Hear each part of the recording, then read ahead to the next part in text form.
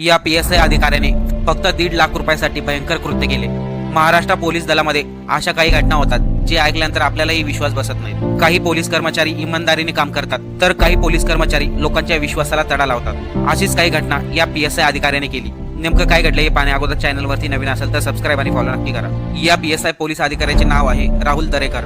दरेकर हे PSI अधिकारी अकोला जिल्ह्यातील अकोट शहर पोलीस ठाण्याच्या हद्दीमध्ये कार्यरत होते।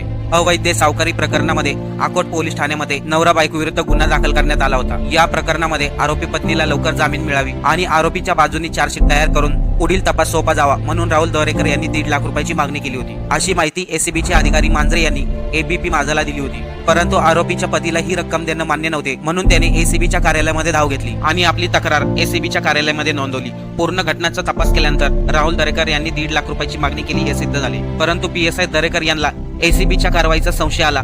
त्यामुळे दरेकरनी 1.5 लाख रुपये